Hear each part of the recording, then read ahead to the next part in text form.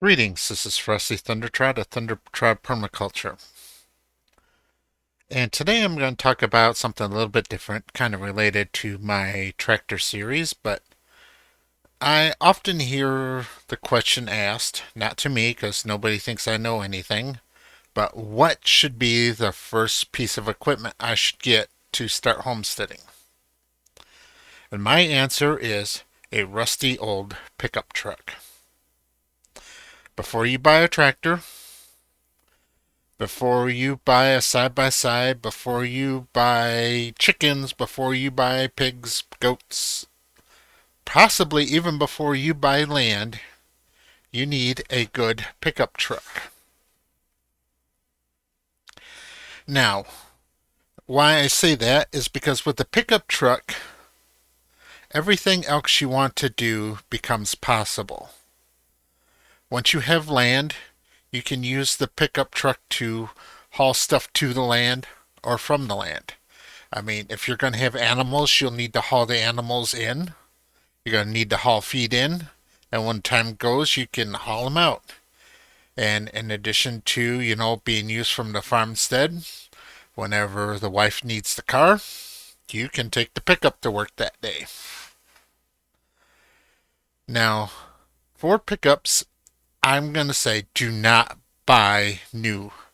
Absolutely, positively do not buy new. There is no person in the world that's going to go spend $100,000 for a brand new F-150 and then fill it full of cow shit. It just ain't going to happen. Now, what you see in front of you here is a 2005 Ford F-250, and this is for sale on Marketplace in Elkhart, Indiana for $2,000.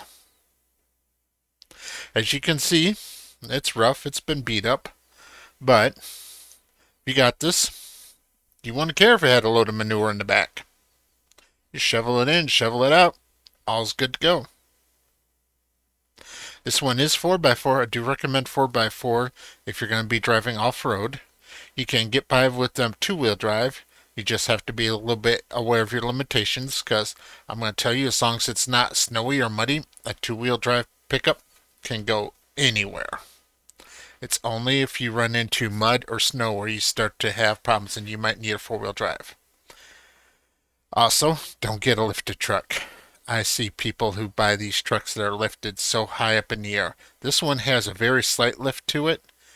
You do want about 12 to 15 inches of ground clearance, but that's it. Because the higher the truck gets, the more unstable it is.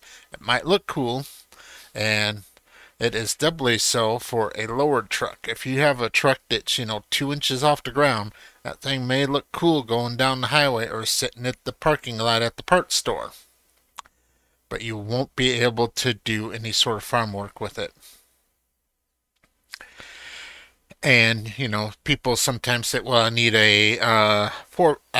a side by side or a quad or something to go out to the back of my property." This will go out to the back of your property. With four-wheel drive, it'll even go out to the back of your property in the rain and the mud, and it'll come right back. One thing, if you're going to be doing this often in bad weather, I would suggest getting a winch. Winches are a couple $100. You can mount it to the front bumper or the back bumper, and if you do get stuck, you can use the winch to pull yourself out. Just extend the cable out, wrap it around a conveniently placed tree, stump, or anything else that's somewhat solid, and you can pull yourself right out of wherever you were. Hell, if it comes right down to it, drive a T-post in the ground and hook the winch to the T-post and pull yourself out that way. You'll probably bend the hell out of the T-post, but it's a lot cheaper than having a wrecker come out and pull your truck out. Now, it does have some limitations. It's not a tractor. Or is it? On the other side of the screen here, you can see a Class 1 3-point hitch that goes into the receiver hitch of a pickup.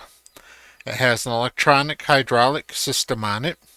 So this is a Class 1 3-point hitch. the same as you're going to get on like a Ford 8N, 9N, or most of the small utility tractors. This costs $800. It is readily available. It's not the it's not as sturdy as some of the hitches out there, but it'll do the job. So if you want to hook a harrow up to this to drag a field, you can do it. You can use this to hook up a backblade if you want to backblade your driveway and grade out your driveway without buying a snowplow. And this is the greatest thing ever. You can buy a tractor snowplow for a tenth of what a snowplow for the truck would cost. Put it on this and plow snow with your pickup. It is a great addition. Now, what it can't do, it won't give you hydraulics. So if you have anything that requires a remote, it won't work. Also, there's no PTO for it, so you can't use a PTO. But you can use a black blade, a cultivator, a plow, a ground-driven rake, anything ground-driven, really. You can get yourself an old ground-driven sickle if you want to mow with it. So this is my answer. For the first piece of equipment you should get, it will be an old pickup. Now, some advice on choosing the pickup type. The best by far are Toyota. They're the most reliable, most dependable, and most expensive. And in a lot of the parts of the country, there just are very few of them even there because they sold mostly along the coast. The interior of the country, there just was no Toyota dealerships for decades and decades, so they never really got into that market until fairly recently. Number 2 is Ford. Now, I am a bit of a Ford man, so I would say there is one type of Ford you should always avoid, though, and that is the double clutch Ford. So it came out in the late like 08, 09. Avoid those like the plague. Those transmissions were designed to give these trucks miles per hour equivalent to the car, and they do somewhat work at providing better miles per hour, but they completely blow apart as soon as you put any sort of a load on it. And this one is an F-250. Because of the environmental regulations put on vehicles by the EPA, you're often going to find the F-250 or the Chevy 2500, the 3/4 tons, are cheaper than the 150 or the 1500 half tons, because the 3/4 tons are exempt from a lot of the emission rules that the half tons have to obey. And all that extra emissions equipment inside the half tons makes them way more expensive and gets them really down on power. As to where this has a full-size V8 diesel engine. And the F-150 equivalent of this might have a 2.4 liter EcoBoost engine. Now the 3.5 liter EcoBoost is a fairly decent engine. It's proven itself, it's held up okay, but it's still not really meant for heavy towing. The 1.5 liter or the 1.9 liter EcoBoosts are okay for driving around, and if you want to put a little bit of mulch or something like that, occasionally haul some furniture in the back, it'll do okay. But it just does not have the amount of metal needed to be able to handle the strain of hard work. So diesel or gasoline, it's personal preference.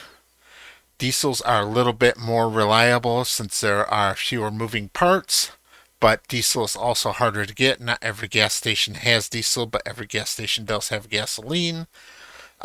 Diesels, if you're not familiar with them, will sometimes have a hard time starting in the cold.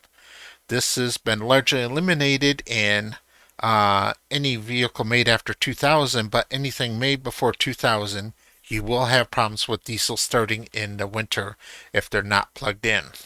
This is going to be a huge concern, especially where it gets really, really bitter cold. And some of those places, you even have to have an engine heater for a gasoline engine. So that's about what I wanted to say here. Thank you very much for watching.